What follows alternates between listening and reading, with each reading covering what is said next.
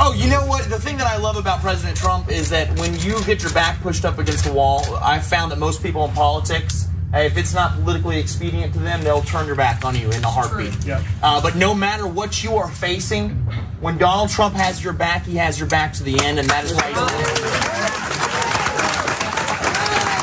What would you say to those folks who may think that you may have abandoned them and then you're just kind of seeking re-election right now? You know what I will tell you? I think that's a baseless claim. And I am so sick and tired of politicians using their office for political gain.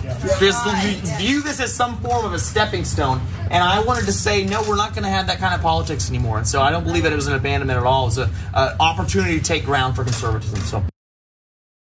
Madison Cawthorn is incredibly confused. Apparently, first, Donald Trump is the most loyal politician of all time. He has people's back. Once he says he's got your back, he's got your back.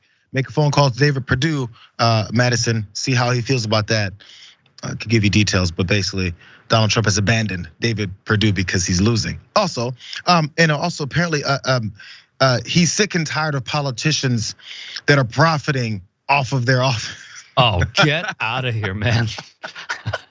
I'm not gonna stand for it anymore. I support Donald Trump because I'm tired of politicians that are benefiting from their time in office. Okay, so Madison Cawthorn's going through some things. Ricky, he's going through things because he just lost. Again, he lost in the primaries after the Republican Party seemingly, apparently sabotaged him, put all of his dirt out there in the streets, and enough people barely voted against him after all these things happened. But his spokesperson did go on Newsmax to at least point that out to a degree that there were Republicans involved in this. So maybe Madison should be mad at just the establishment Dems. Watch this. Mainstream media blasting Madison Cawthorn. Is his defeat going to embolden them to go after other Trump candidates in an unfair way? I think it absolutely will, and I don't think it's just going to embolden the mainstream media. I mean, there was a piece by the Daily Beast, which is a far left news organization, where they interviewed members of the North Carolina GOP establishment who are gloating about the articles that have been published about Congressman Cawthorn and gloating about the efforts that they had taken to undermine the candidacy of the youngest member of Congress. So not only will the liberal media establishment be emboldened in their attacks on conservative activists and conservative individuals, but I think that establishment politicians and the entities that run the operations for them will see this as a huge win. They'll see it as a huge win. Everybody's piling up on Madison. I can't understand why. It's not like he made any enemies or anything. He did go on Twitter to continue trying to make a few more enemies. I mean, where else can he go right now? So he said, when the establishment turned their guns on me, again, which establishment are we talking about? Yep. When the Uni Party coalesced to defeat an America First member, very few people had my back. Maybe, I can see that. But also before that, he did tweet, he was trying to be a little bit more congratulatory, or at least human. And he said, congratulations to Chuck Edwards on securing the nomination tonight. That was as he was defeated. It's time for the NC-11 GOP to rally behind the Republican ticket to defeat the Democrats nominee this November. What do you know? That was before then, he said, they all turned their guns on me and got to me. I feel like he's going through a roller coaster of emotions. But all these events that you saw there off the top there, it was a bit of a clown show. It was in the building. Let's check out this image from that event. I don't know who brought this child, who put the makeup on him, or if this is some lib establishment person that planted the child. But it must be the Daily Beast, that far left organization planting someone. Far left organization. Yep. And also, it got a little bit darker. Again, this is a roller coaster Madison's going through, and maybe I can understand it. But now it's getting a little bit dark. He says, America First Patriots, and he named all these folks. Darren Beatty, Tucker Carlson, Marge, all of them. You can see some of those names on the list. Rand Paul's on there, Cernovich, Joe Guy. I'm not sure who that is. Either way it goes, there's a bunch of people on this list. So unless you say Joe Guy? Joe Guy? Joe Guy. He's a regular, everyday.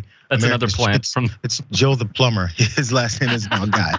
So less than 48 hours after this shocking defeat in North Carolina's primary, Cawthorn took to Instagram to post a defiant, vengeful, and typo-riddled message promising for a, quote, dark MAGA comeback. Oh, this is crazy. So here's some of this manifesto really fast. I'm gonna breeze through a few of these points that he made. So when this is what he said in his manifesto for this darkness. When the establishment turned their guns on me, when the Uni Party, this is what he said originally from the top that I had. Very few people had my back. This list includes the lion's share of figures that come to my defense when it is not politically profitable. These are honorable men and women who are the types of friends anyone yearns to have. At the beginning of a change, the patriot is rare and a hated man. Oh my God, come on, bro. These are the rare and hated men and women. There are other national figures who I believe are patriots, but I am on a mission now to expose those who say and promise one thing, yet legislate and work towards another self-profiteering globalist goal. The time for genteel politics, as usual, has come to an end. It's time for the rise of the new right. It's time for dark MAGA to truly take command. We have an enemy to defeat, but we will never be able to defeat them until we defeat the cowardly and weak members of our own party. Their days are numbered. We are coming. How serious do you take this as we look at this image that someone posted, which was hilarious, about how the dark MAGA is coming because he's standing next to Donald Trump? Right. And apparently Donald Trump is his father. He said this, that's not me. He's like a father to him, he said. But there's Darth and the dark MAGA. What is this, the damage report? Why is this? When do we start talking about Star Wars? What are your thoughts on this, Rick? First off, should anyone be concerned? Because people were wondering what Madison's gonna do next and how serious his shots will be. What he'll do next, I don't know. But like, to call dark MAGA dark is like calling Jose Canseco a steroid user. Like, it's redundant. It's already there, bro. It's already there, man. You guys are already like the darkest thing we possibly ever seen in this country. Let's say in the 20th century. Yeah.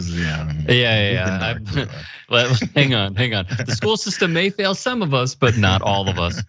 How I feel about this is conflicted because, like, the lefty in me, I did buy into, like, wow, the establishment does really hate him, but it's Republican establishment. And they're leaking all these things, like the guy who runs that like muckrack pack or whatever, maybe a Dem, but he went on the record saying he got all of his intel from former colleagues and aides of Madison Cawthorn. So these are people within his own party who he does not, people within his own party who despise him.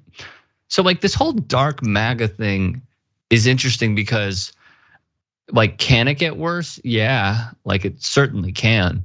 But according to Business Insider, a big part of the aesthetic involves memes of a godlike authoritarian Trump getting revenge on perceived opponents.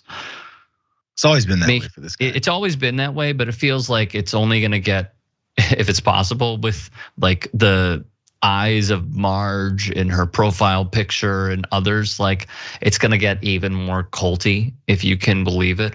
It is going to get worse. But where I was conflicted was like, yeah, it's clearly a hit job because he talked about cocaine orgies and it pissed people off. That was the thing that pissed people off, not his anti-Semitism, not his white nationalism rhetoric, not his BS with the border. It was key bumps and cocaine orgies. So it shows their threshold of when they turn on somebody, but also it was conflicting because like you feel bad for him in a way because it's clearly a hit job, but then he just doubles down and makes you realize like, wow, he's clearly a POS. Yeah, and now they're trying to have this division within the party. It's gone dark versus light MAGA versus dark MAGA versus light MAGA. Either way it goes, the divisions will get there. It's almost like you mentioned steroids. It's like the Tea Party on steroids. They had this splinter version of the party that they wanted to be more radical and out there and crazy. And now, in following Donald Trump and apparently Madison Cawthorn, it can be darker. We'll see what happens from that. I honestly, I don't expect tons, but I'm also not, I won't be surprised if they do implement something like this and try and take, this approach, this violent, angry, anti-democratic approach further. Well, that's what you have to think, right? They get desperate. He's desperate now. He just lost. Trump lost. He's gotten more desperate, trying to get back in office. If they have any level of power, they're going to utilize it because they're slipping a bit. Maybe the funniest part, real quick, and then we'll go to break, is saying like, I'm not in it for money. Come on, bro. That is singularly the most hilarious thing Madison Cawthorn has said, because it is in the playbook of Republican politics to always maximize the amount you can make while holding your respective seat. I mean, that's actually probably the primary reason they even do it.